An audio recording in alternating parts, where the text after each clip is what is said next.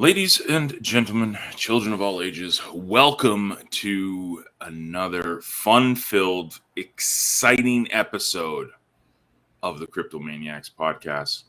I'm John Go. That's Task.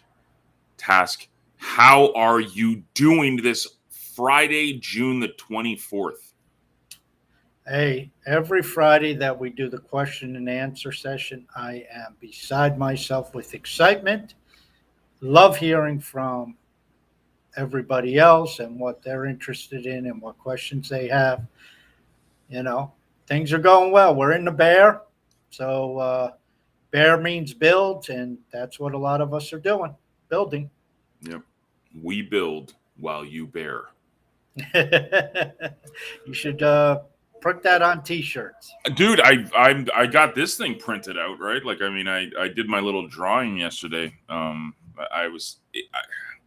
I try to be very creative when I'm writing blog posts, and I know that it's visual too for a lot of people. So I try to do doodles. I'm not very good at it though. Like some people have an amazing skill and a knack for it.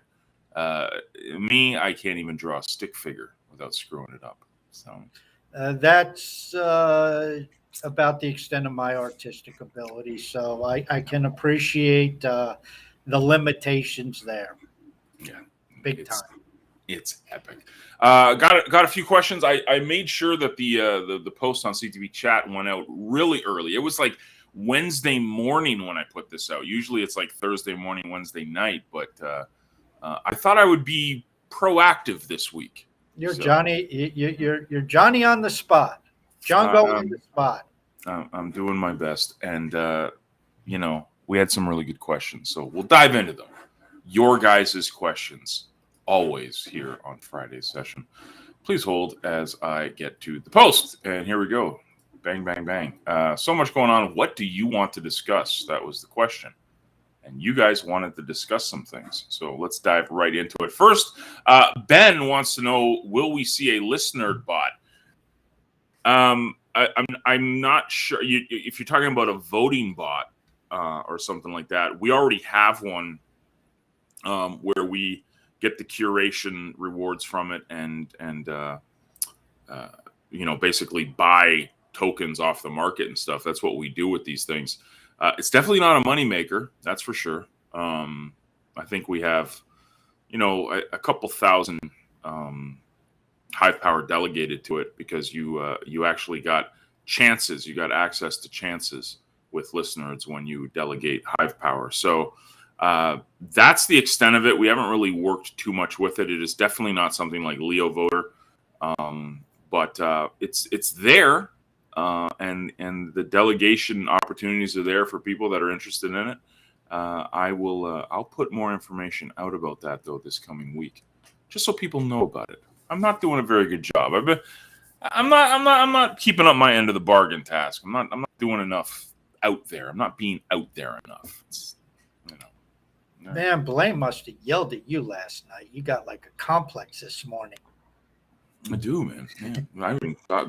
Blaine's busy moving, so Blaine's so in the are middle. you. I mean, it's not well, but normal people move like they have like a couple of days they move. Yeah. I've been stretching this out for a month. Yeah. Sunday Hey, is congratulations my on your last day. Starlink. Yes. So Sunday will be the day that we're finally moved everything from here. I got the U-Haul, so everything will be out of this house on Sunday. Got the Starlink rocking. The big test will be next week to see how it does with the streaming. You said the upload speed sucks. Upload speed's pretty bad, but I think that might also do with the position of my satellite. Mm-hmm. I need to put it on top of the roof right now. It's just on a little so I gotta get it up higher, I think, and I think that might improve it. It's download speed almost 100 megabits per second. So it's not, like what I have right now. But it's very serviceable. It's fast enough for what I need. So we'll see. So far, so good. But I'm sure it'll improve over time, right? The way Elon's pumping out these satellites. I mean, he's got 4,200 of them already out there.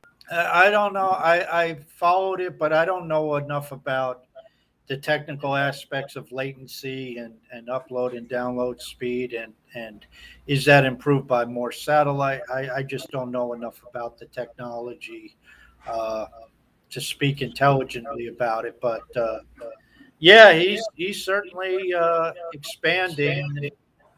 They're going to get, I forget how many, 12,000 or 16,000 or something. No, he wants more than that. I think he said he wants 40,000. 40,000, I know, is a Yeah. pretty good number. So yeah, it's pretty crazy. The satellite repositions itself, the dish does, but like once it's there, like there's so many satellites, like it barely even moves. You know, like, yeah, it might move a little bit here and there. When I first plugged it in, it was doing its thing, but you know, it's cool. It's branding itself as high speed, low latency. So we'll see. You know, anyways, big shout out to Elon. Thank you, Elon. You're awesome. He's my buddy. now, if he only buys Twitter and lifts the Hive shadow ban, he'd even be more awesome. Well, that's what I'm tagging. Like I tagged him in a couple things. I did this, I was just like, I'll do this little article about Starlink, and maybe you never know, maybe might come across his desk and he learns about Hive, and who knows? You never know. That's the thing about social media. You get, one influencer who retweets it, and that's it. Bam, all of a sudden that's seen by, millions of people. Yep. Yeah, man. It's amazing what happens. You just got to be out there. So thanks for the question, Ben. But yes, there's no bot per se, but we do have a curation. I guess it is a curation bot, but we need to work on it a little bit more. My Path to Fire wants to know, does Task think Bitcoin will reach 11K? How do Bitcoin maxis feel that Hive is up 20% against Bitcoin in a week? Well, maxis are oblivious to everything. Yeah, that about sums it up. I mean, in all fairness, a week doesn't establish a long-term trend. So, okay, it's up 20% in a week, but what's it done against BTC in the last 3 years? And I don't know the answer to that, and I quite frankly really don't give a shit. Will Bitcoin reach 11,000? I really don't give a shit. I have no idea. I mean, I did a post this week, and I just gave my forecast, my timing on things, or maybe I did it last week. I don't even remember. But, I think the risk off, as long as the Fed's tightening, we're in a risk off. And that means that I think the equity markets will face headwinds, and by extension, crypto faces headwinds. Now, crypto and Bitcoin have been beaten up pretty good. So is there necessarily lower levels? I mean, you may have just the massive drops may be done. You might just have slow burns down for a few months. But I just did a video and posted it before we went on the air, and I forecast that by the end of the third quarter, the Fed will change their stance, and they'll, at worst, pause. They may even outright announce a reversal. And, the Fed usually does that and gives 3-4 months notice. They let everybody to front run the Fed. And so if that happens, you're probably looking at the first part of next year before you really see the full-blown effects of the risk on trade, maybe first quarter, second quarter. So, where does that put Bitcoin between now and then? It could be a grind sideways to a little bit lower levels. It could go down to 11 grand. And hell, I mean, economic conditions could deteriorate in the next 4 to 6 weeks to the point where, maybe next month the Fed just is a little less well, if it was 6 weeks, it wouldn't be next month. But, I mean, there may be indications that the Fed is going to have to start to reverse their course. And, then it's even if with a rate hike, you'll have to listen to the tone that the Fed puts out. And if they all of a sudden start, some of these Fed governors start giving speeches and they're a little more dovish, that might be a sign that things are going to start to turn. And I would expect, I've said this before, watch the fixed income market, watch bonds. If they start to go up in price, that will precede the risk on of high tech, high multiple stocks, and crypto. So that's what I'm looking at. Might be right, might be wrong, but that's my view on things. So You're supposed to say, "I just work here." That's the way to end that. No. Yeah. I'll say, Peter, that's above my pay grade. Trying to tell you where Bitcoin's going to bottom. Yeah. Yeah. I love the maxis though. I think they're oblivious to anything that doesn't Well, sound. the problem with the maxis is they really misunderstand the monetary system and how things work. So they build their entire economic and monetary framework, John, on fallacies. Yeah. So that's a problem. Ooh, man. This goes out to 34 million listeners, but man, I mean, you're gonna upset some people with that talk task. I mean, Ah, well, I mean, Okay. it's they think I'm a stupid Hivian anyway, not putting all my money into the Satoshi. Buy Satoshis, Buy stack Satoshi. stack sats. Stack sats, baby. Stack sats. Which by the way, here's something that just to go to the main point of that question. I think Hive will be one of them, but I think the alpha on many of the altcoins, there are going to be a lot of altcoins that have higher alpha over the next 3, 4, 5 years than Bitcoin.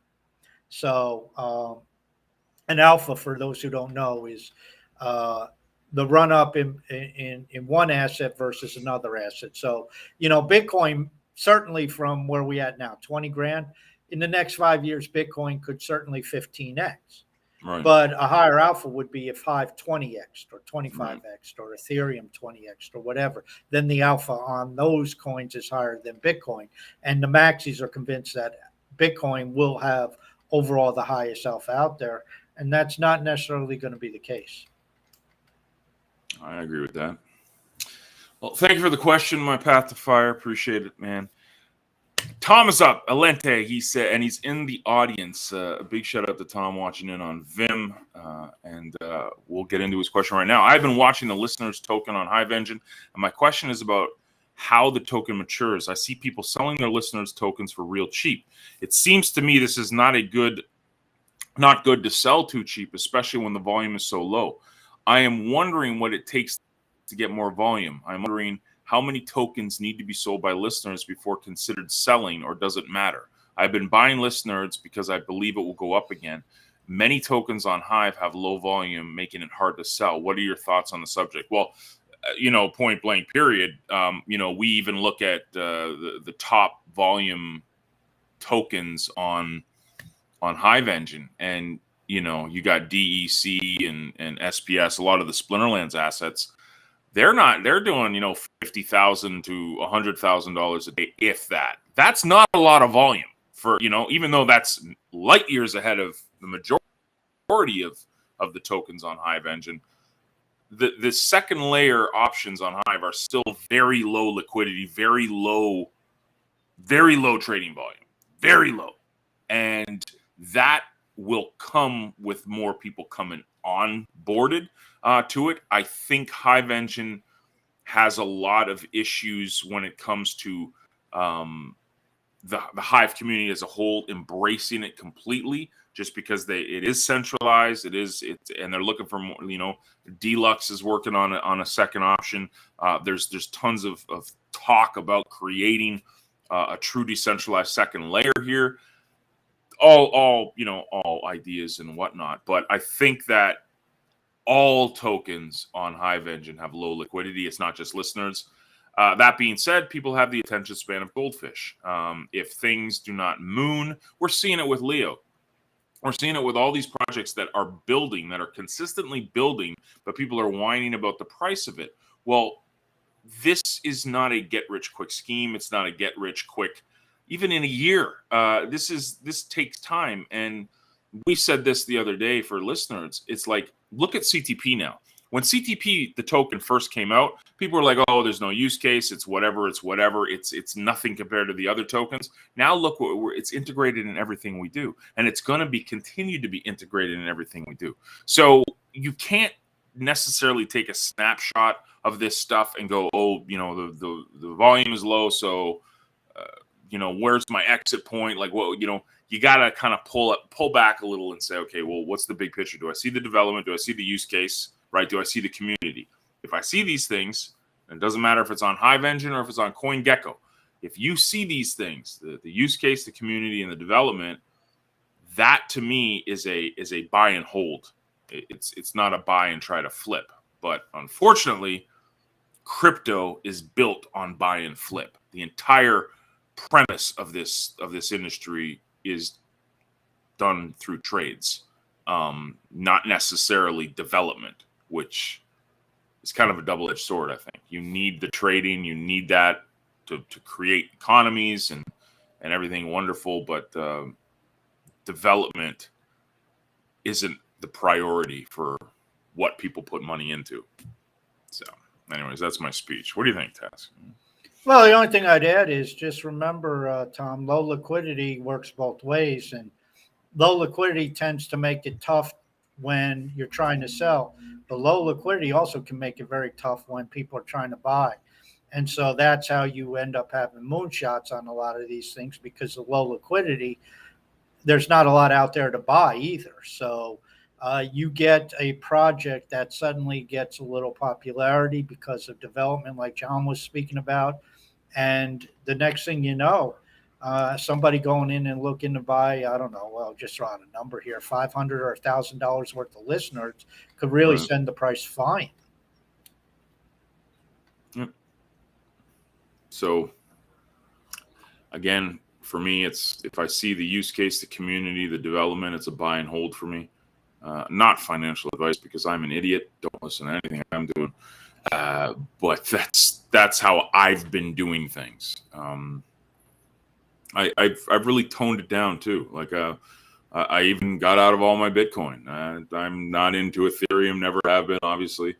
I'm pretty much focused on where I'm focused because I see the development, the use case in the community. So that's where I'm focusing. Hope that helps, Tom. Let me know. Hey, just to give an intermission on this, excuse me, because we haven't talked about this. Okay. But you said development. What did you think of Tuesday's call with Howell? Well, I mentioned it, when we were on air with him, and it's great because I actually understood it all. And it's not a shot at any of the other smart guys that we've had on the show.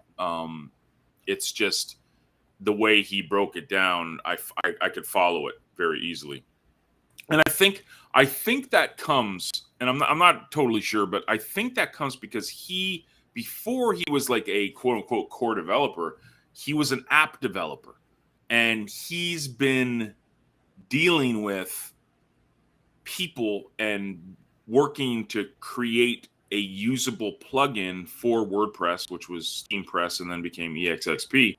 So I think app developers have a different way of looking at it because they're always thinking end user. Mm-hmm. And I think that helps him break down complicated things for everyday people. That's just my opinion of it. But I think app developers understand people a little bit more, let's say, and can talk about things where it's in a language we can understand. So, yeah.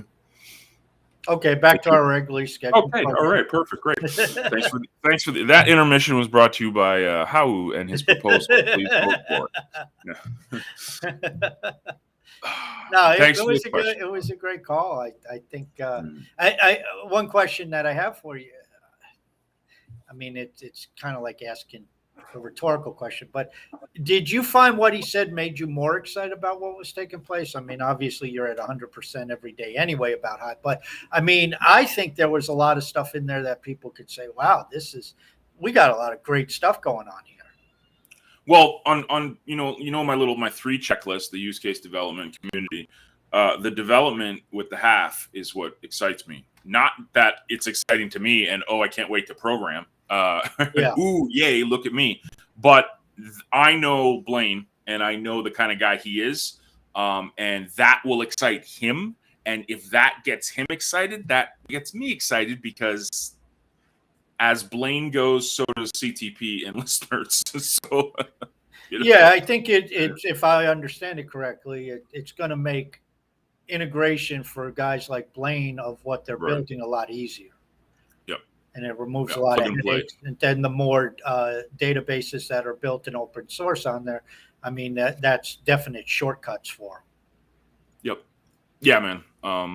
So things like that, I'm pretty pumped about, because we've done, but Blaine's done a lot of good work with learning this stuff already. Now, if it gets to like a language he understands, it's like blow the roof off excitement. So, yeah, man, it's cool. I mean, I see this. It's funny doing story time here.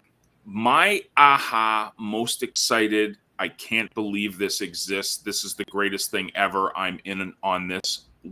That moment for me was when I understood tokenizing the web, SMTs, and the white paper, blue paper from Steam.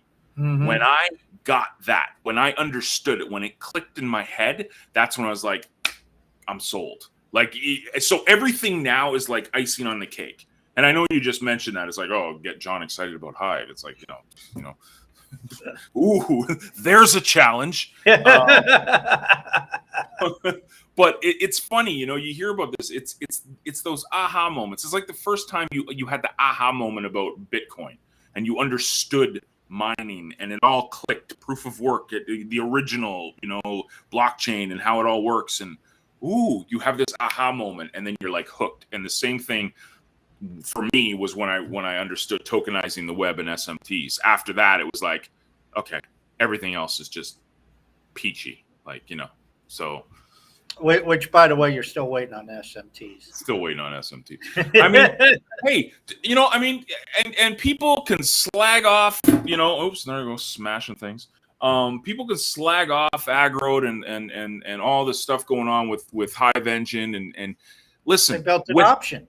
They built an option, right? And it's a freaking pretty good one. Is it perfect? No. Can it be improved? Yes, of course. But it realized SMTs, the potential of them, right?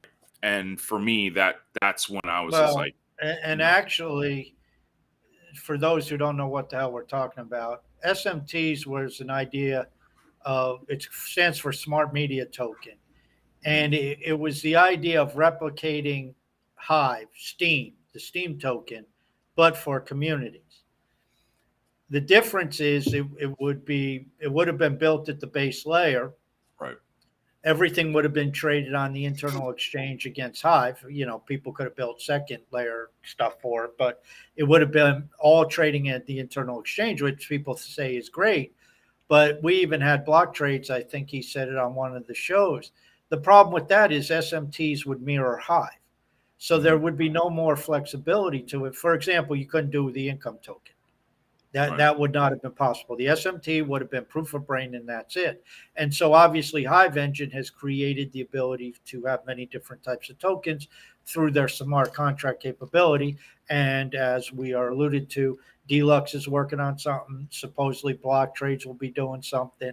Hou said that through half, that allows for tokenization. Somebody's going to have to build something. Maybe that's what block trades is planning on doing, or other people take the initiative and build something. And then, of course, you have tokenization somehow through Speak Network, I think is also going to be possible. But that may be the integration of Deluxe. But, there's going to be options tied to Hive, and that's always a good thing. Yep. Yeah, you give people options, and that creates free market, and that's a good thing. So, but then again, I'm very pro free market and pro capitalism. Sorry, not sorry. Dev Press is up. I think you guys should do one. I love this. I think you guys should do one episode covering things from the past, like since the inception of Google and affiliate marketing that we know. What are some things that worked and still work and that have stopped working? I think some of the online business and marketing of the past would be fun to explore. Would love to know see how he did this. I know he did this on purpose. Would love to know John and Blaine discussing some things of the past. He spelt John, John, and he put an E at the end of Blaine. So I'm pretty sure that was a troll, and I appreciate that. I definitely appreciate that. Definitely got Blaine's blood boiling, which is always good. Oh, dude. Things that have failed miserably over the years.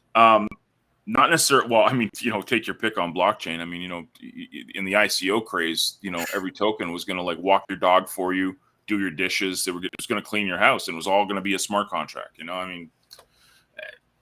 I mean, take your pick of the failures.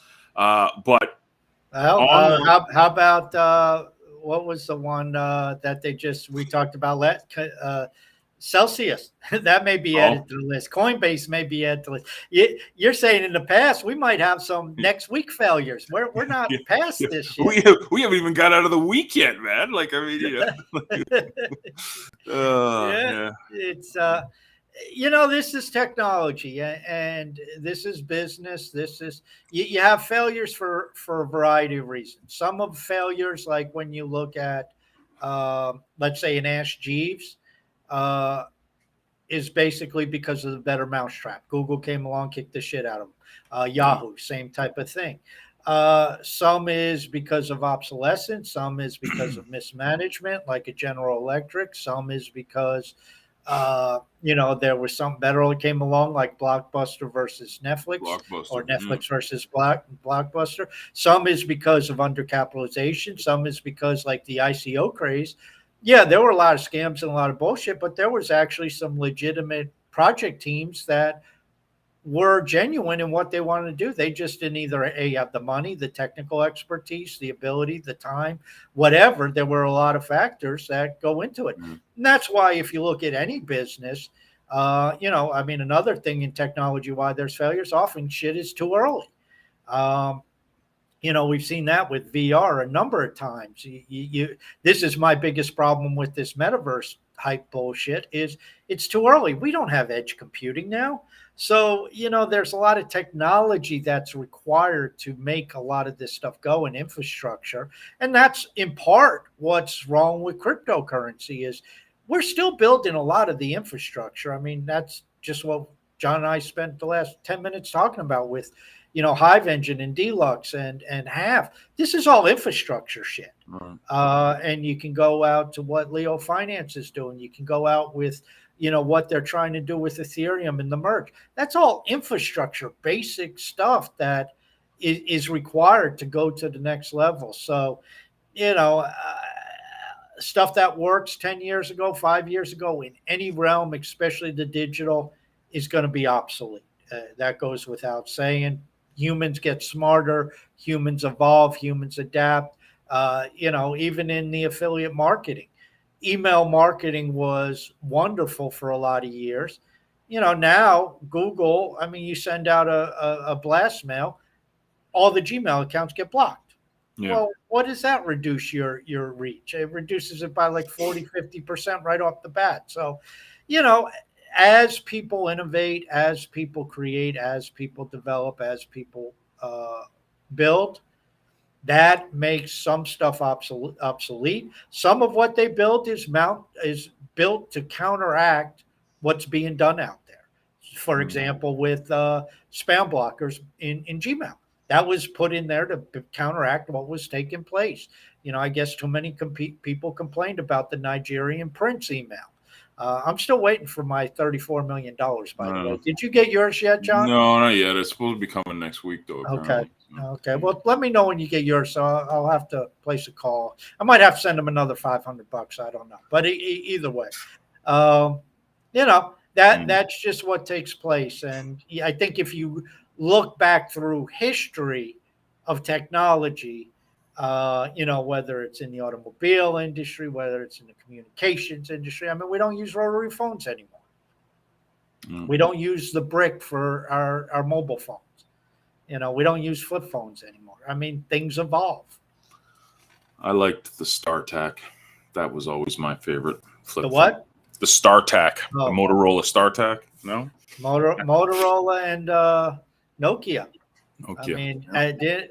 Those were the two companies that Apple kicked the shit out of with the iPhone. BlackBerry too. I mean, BlackBerry was at the height of technology and just like it was the darling. And yeah, but BlackBerry wasn't that, they didn't have much market penetration. I mean, Motorola and Nokia had like 95% of the mobile phone market. I mean, it was huge between those two, and neither of them adopted the smartphone. And the iPhone came out. Then a few years later, LG and HP, a bunch of lower end Androids came out, and next thing you know, it's like, oh well, who owns a Motorola or a Nokia anymore? Yeah. Good point. That'd be an interesting episode to do, though, Dev Press. Especially, I'm thinking of over the years, all the big sure things in affiliate marketing that everyone swore would be the future of this stuff, and it never really panned out. So it's something to think about. I'll get back to you on that to do a expose of some of the bigger flops in history. So it's a good idea. Thank you. The Edsel of affiliate marketing. Yes. John goes top 5 Edsels of affiliate marketing. Yeah, definitely. Tokenized society. I recently noticed on Peak D a Hive savings option. Not the HBD savings with the 20% APR, but a Hive savings that you can transfer liquid Hive to. What's the point of that? Are there any benefits to transferring Hive? I think it's just a savings account where it's just a 3-day lock, right? Isn't that? It's just a 3-day lock. I don't think you earn anything on it. No, you don't earn anything. It just protects your liquid savings if you just protects it. But it's been there forever. I've never used it. I always saw it there. I either have HBD or I have Hive Power. I try to keep liquid Hive very minimal.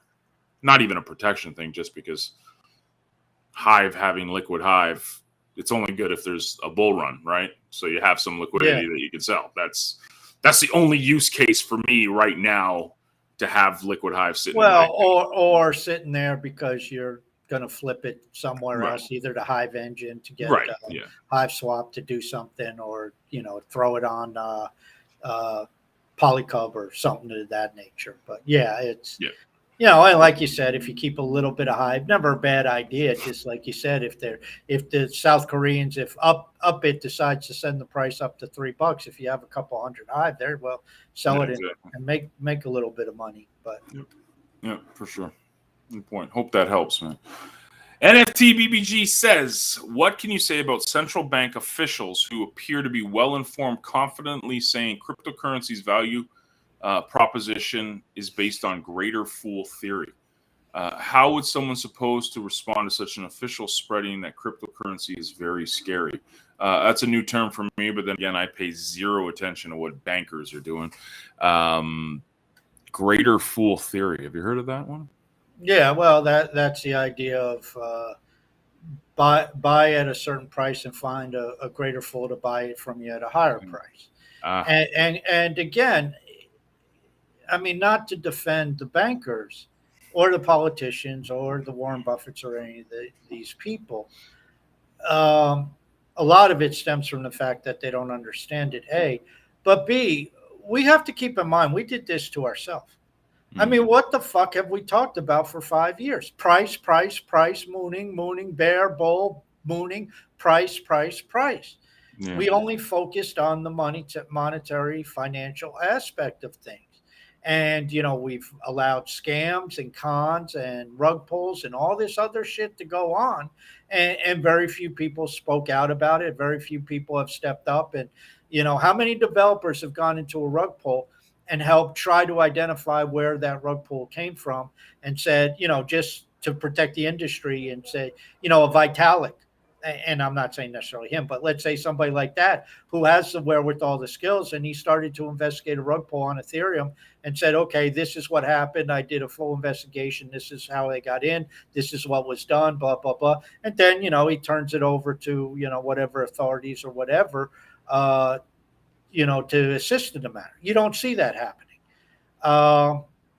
What do I think? I mean, I could go on an hour-long conversation about this, but, if you understand how the banking system truly operates, the international banking system, either central bank officials don't understand it or they want to deny its existence. And what we're dealing with here is shadow money. Mm. And the shadow banking system, the wholesale banking system, this ledger based accounting or this ledger based banking system that's been in place for 70 years. And cryptocurrency, which is tied to blockchain, is just the next iteration of that. So the biggest problem that 99.9999% of the people out there have is they don't understand what the monetary system is. They have no clue. And the monetary system is really just accounting coupled with communication systems. And accounting is ledger. Communication systems in this day and age is computer networks. What is ledger, John? Coupled with computer network. What's another word for that? Blockchain. Blockchain. Yeah. And that's what blockchain is. Blockchain is just taking the ledger that these banks run and the banks control it and decentralizing it. So what we're basically doing is we are taking the system for the last 70 years, which is reserveless private bank money, and we're just recreating it. We're creating reserveless private bank money just without the banks. There's no need for the banks because we got blockchain. That's what runs the ledger. And again, what the banking system has created, the international banking system, was outside the reach of the US government, the Federal Reserve, the ECB, the Bank of Japan, the NATO. It's outside the reach of all these entities. This is why bankers have been running the world, because they've been able to operate and create money as they've seen fit, to the point where Alan Greenspan, in a FOMC meeting in 2020, or excuse me, in 2000, FOMC meeting, he basically said, for us to conduct monetary policy, we have to be able to find money. And that's becoming an increasingly difficult proposition. And what was that from? He said basically due to the proliferation of products. Now, he wasn't talking about Amazon. He was talking about these products, interest rate swaps, LIBOR futures, letters of credit, anything that the banking industry was throwing together that they were using as money. And so now central bankers want to sit there and say, well, this is just a greater fool theory. And to a point, they're right, because most of the shit that people talk about is a greater fool theory. Buy token low, sell high, Doge, not utility, not use case, not collateralization, not derivatives. They're just saying buy high, buy and sell high. And that's what everybody talks about. So that's what these people latch on to. But if you understand how the banking system and the monetary system truly works and the foundation of the financial system, then you start to see it doesn't fucking matter what the Fed thinks or does. It doesn't matter what the ECB thinks or does. It doesn't matter what the Central Bank of India thinks or does. This is outside their reach. Again, the caveat is, as long as there is not somebody to blow back upon, which we know a lot of blockchains and a lot of cryptocurrencies, there is that front person. There is Vitalik. There is Hodgkinson. There is Dan Larimer. There is Block One. There is Justin Sun. And not only is there that figurehead, that face, much in the same way. Oh shit, John, his name is Andreas Antonopoulos. He was for a long time, you could say, the face of Bitcoin, but he didn't own any Bitcoin. He wasn't a miner. He didn't control it. He didn't run it. He wasn't part of the Bitcoin Foundation. But these other people have significant stake, and they're in a proof of stake system, or a delegated proof of stake system, or moving to a proof of stake system, where that carries a lot of risk. But as long as we keep doing what we're doing with the likes of Hive, we keep expanding the Bitcoin world. Maybe some of the Litecoin gets a lot of people, and that can, proof of work can decentralize out a lot easier than proof of stake, simply because, if people start adding miners, it's the miners that run the network. Distribution of token means nothing in terms of governance. Proof of stake is a little different. But, when you got a lab that's funding and doing the creation, that's another point of vulnerability. And these are things we talk about. Go try to attack the decentralized hive fund for funding, whatever you want to attack it from. Who are you going to talk to? Block trades? I got nothing to do with it. Who are you going to talk to? Howu? Howu said on the show, nobody controls it. Nobody can do anything about it. Well, stop it. How? We can't.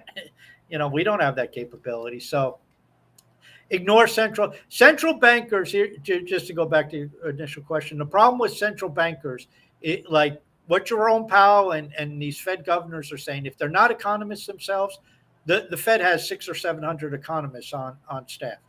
Economists do not understand cryptocurrency. Economists do not understand the true nature of the banking system because it doesn't fit into their models. They have to give you the bullshit about the dollar and these reserves and the currencies and all this stuff and the above board banking system. That's what fits into their models. None of this other shit fits into their models. It's good. This perfect segue into the next question because it's talking about CBDCs. So let's get into that because this will be a heated one, I'm sure. We are most definitely living in interesting times. This is from Arpren. We should by now be all aware of the significant strains on global financial systems is under. Just wanted your take on it. If so, how crypto fits into the global financial system. If the financial system as we know it falls apart and we end up with CBDCs rather than cash. And for those who don't know, that's central bank digital currencies.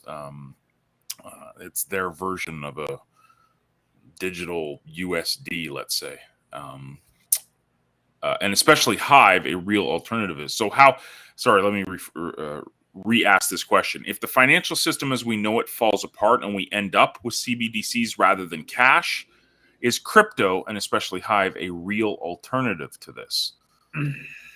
Well, I don't see Hive being the gold standard for currency around the world, but,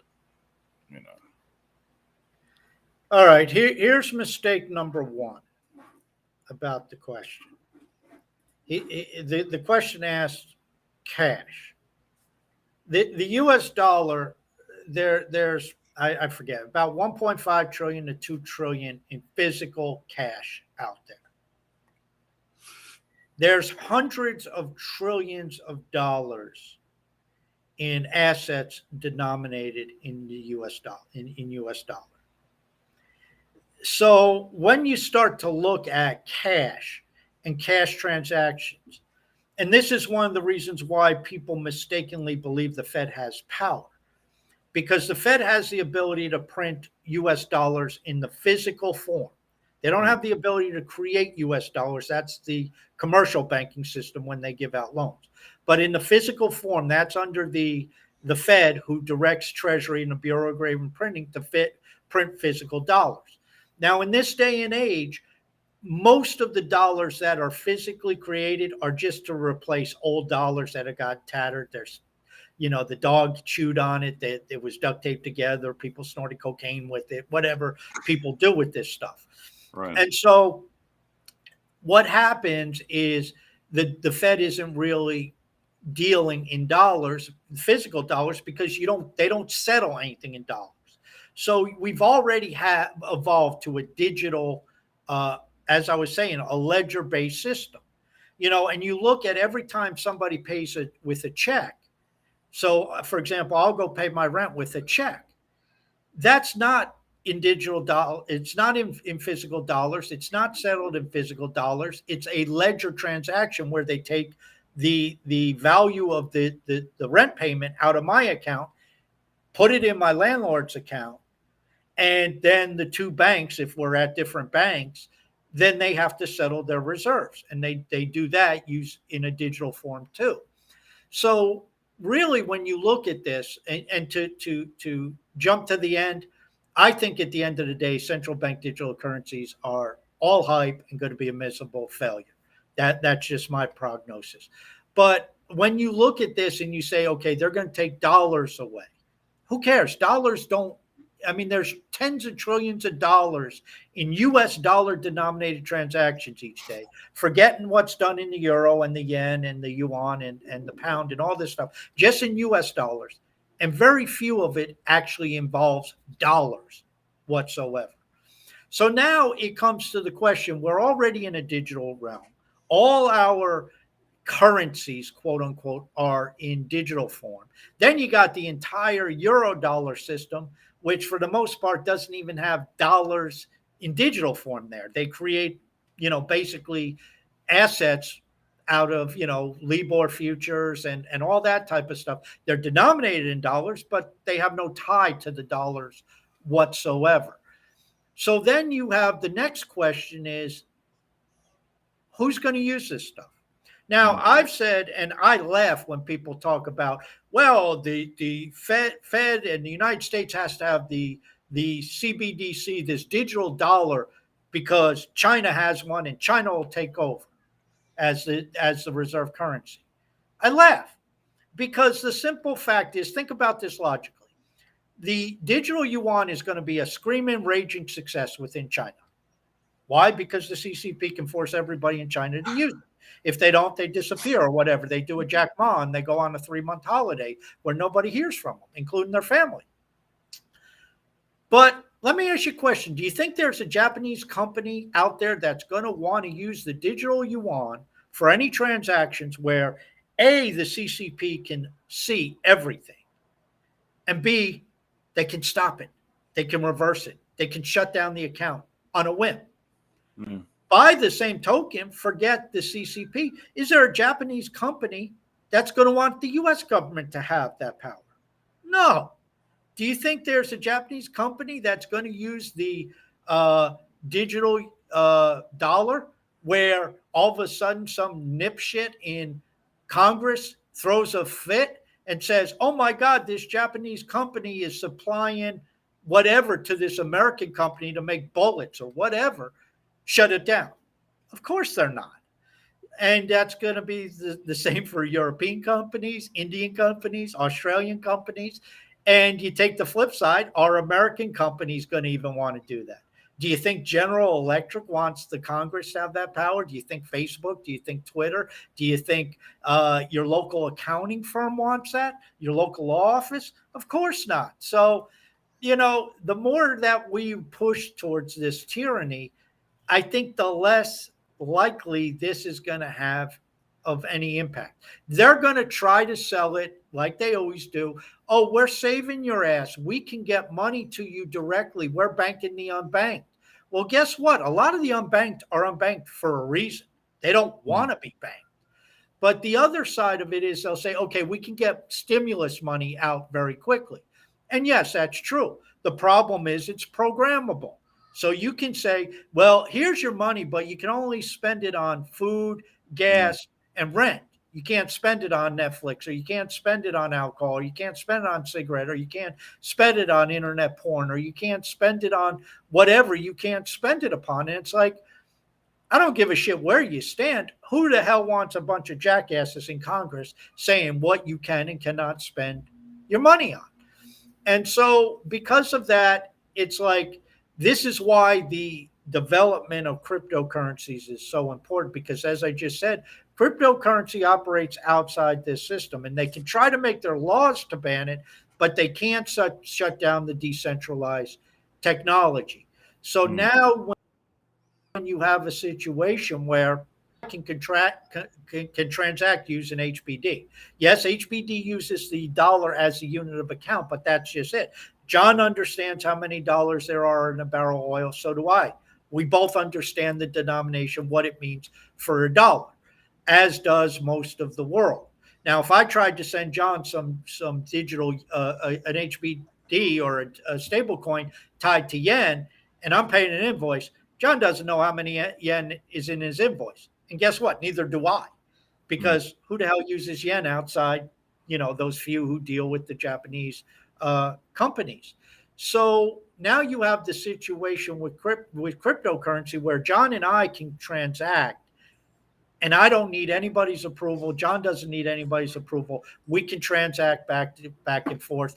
We know what value is tied to that currency. That is the importance of cryptocurrency. That is the overcoming of the CBDCs.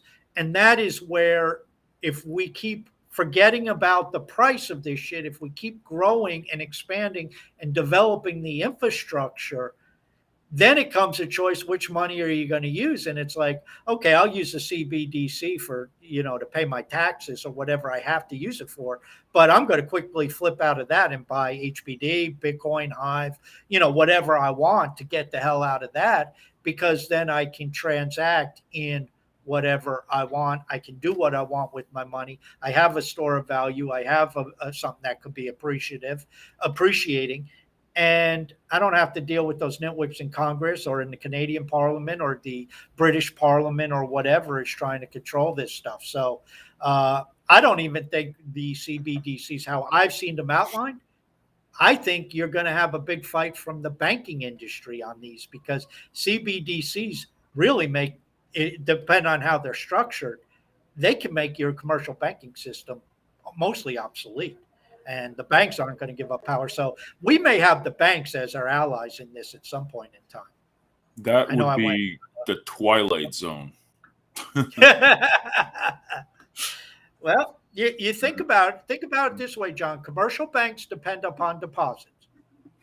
And if all of a sudden the U.S. government, as example, came out with a digital dollar where suddenly I had an account at the Fed and, I had my wallet there, and all my banking, all my sending, receiving, and storing of value was done in that wallet that's resident at the Fed. Bank is obsolete. I suddenly don't have any money in Bank of America or Wells Fargo or Chase or whatever these commercial banks are. Now, all of a sudden, their deposits dry up. How do they make money? How do they lend? They lend based upon deposits. How do they buy treasury securities? They can't. That's based mostly on deposits. And so you just take the commercial depository institutions and wipe them out. So now they want to try to, what the Fed paper said is, okay, we got to ensure privacy. We got to ensure that, there's wallet development that's tied to the commercial banks, which is saying, okay, now you're doing a digital dollar that's tied to the commercial banking system, which is, how is this any different if I go to my Bank of America account and log in and move whatever, $100 from there, I send it to you, John, from my Bank of America account. That's doing digital. How's this any different? It really is not. So that's where I come back to, okay, now you have the hype. Now you just have basically a little window dressing on the same thing. And it's still not nearly as effective as my Hive wallet being able to send you, 50 Hive direct from my wallet to your wallet.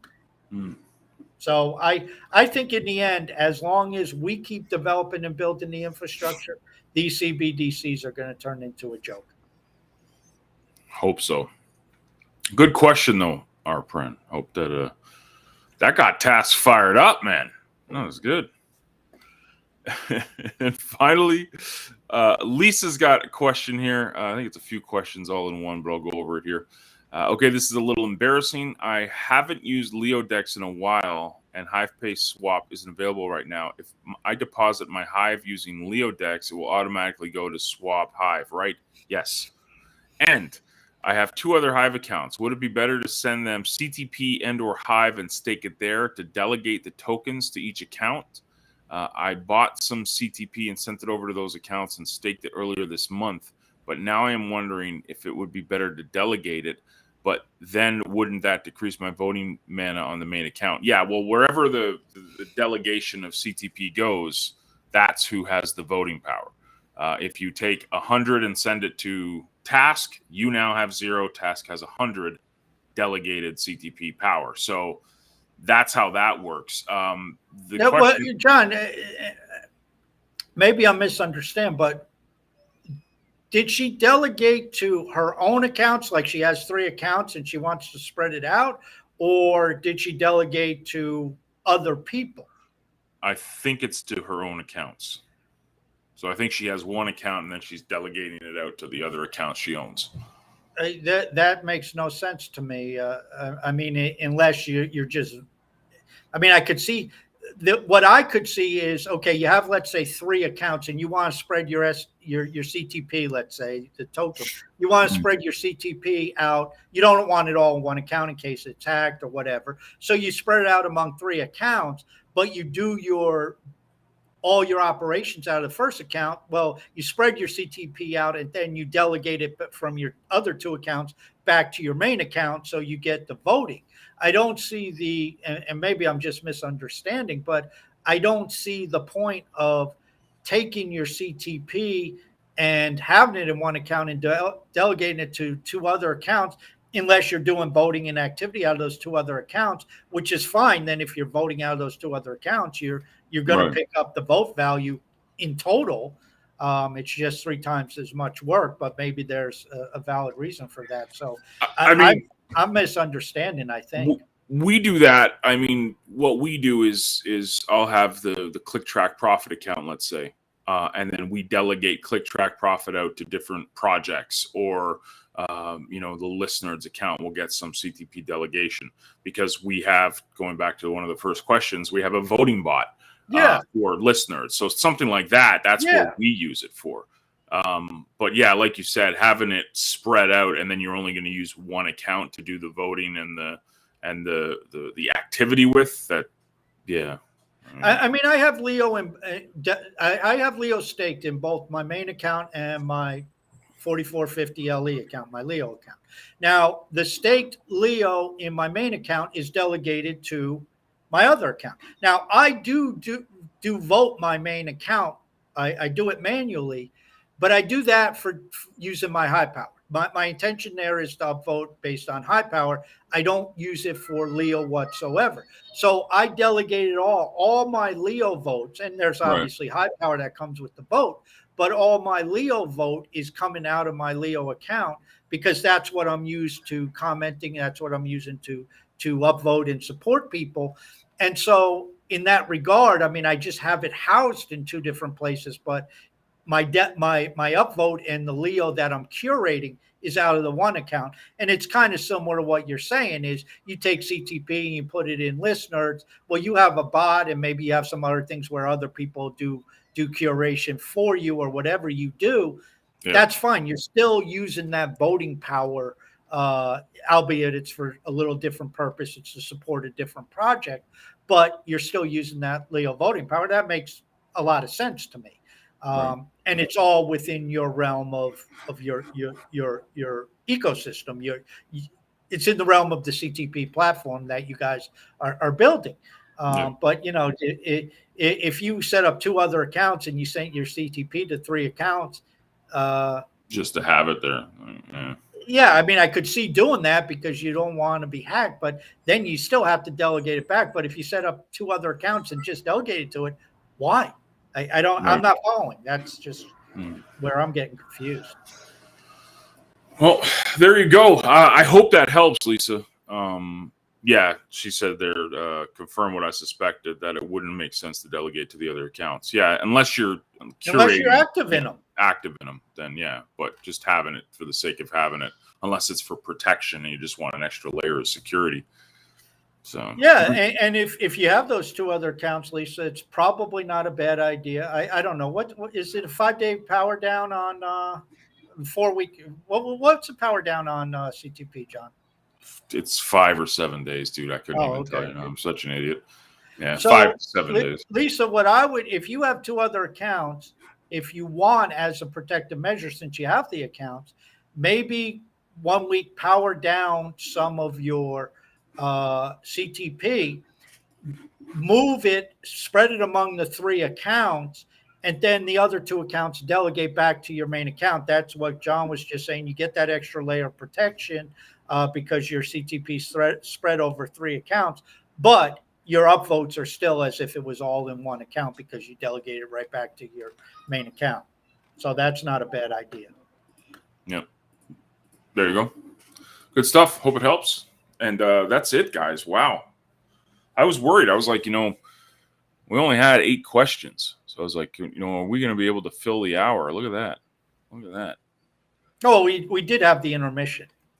Did have the intermission, sponsored by, yeah, And we had How's to, proposal. and we had to do the every once in a while we have to get on the talk track of Blaine with an E. Yep, Blaine with an E and John with an H. So there you go, guys. Always a pleasure talking crypto. Hope you have a fantastic weekend. Crossing fingers next week goes good with Starlink's live streaming capabilities. Dude, if If that not, doesn't John will work, be at Starbucks all bro, week. if that doesn't work, I am screwed.